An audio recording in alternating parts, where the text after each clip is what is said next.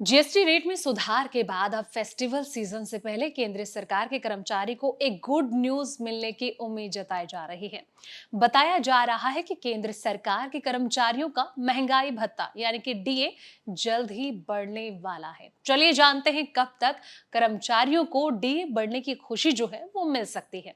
नमस्कार, मैं हूं आपके साथ संध्या बिस्ट और आप देख रहे हैं द इकोनॉमिक टाइम्स हिंदी।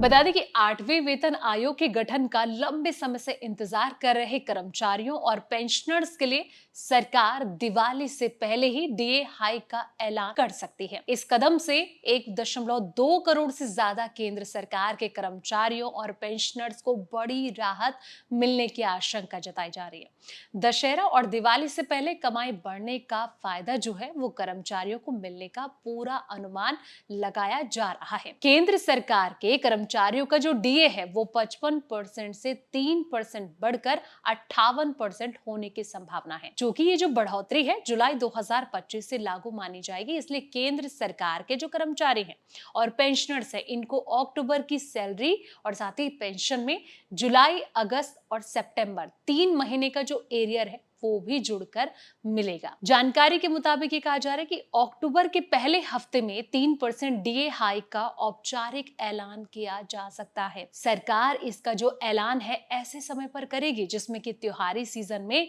कर्मचारियों और पेंशनर्स को कुछ राहत मिलने की उम्मीद नजर आ रही है। केंद्र सरकार के कर्मचारियों का डीए जो है वो 55% से 3% बढ़ाकर 58% होने की संभावना, चूंकि ये जो बढ़ोतरी है जुलाई 2025 से लागू मानी जाएगी, इसलिए केंद्र सरकार और कर्मचारियों को आने वाले वक्त में लाभ मिलती हुई नजर आ सकती है।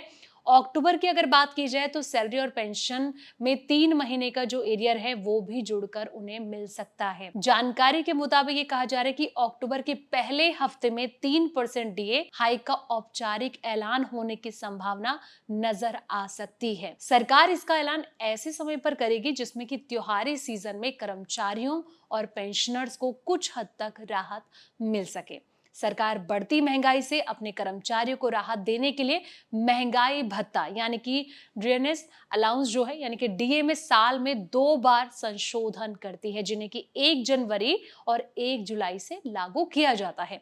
जबकि इसके बढ़ने का जो ऐलान है साल में 2 बार फरवरी, मार्च और सितंबर, अक्टूबर में किया जाता है। इस साल महंगाई को देखते हुए जुलाई 2025 में केंद्र सरकार के कर्मचारियों के लिए डीए में 3 से 4% की बढ़ोतरी होने की संभावना है। हालांकि ये तो आने वाला वक्त बताएगा, इससे महंगाई के असर से कर्मचारी को राहत मिल सकती है। डीए की गणना अखिल भारतीय उपभोक्ता मूल्य सूचकांक यानी कि CPI-IW के 12 महीने के औसत आंकड़ों पर आधारित होती है।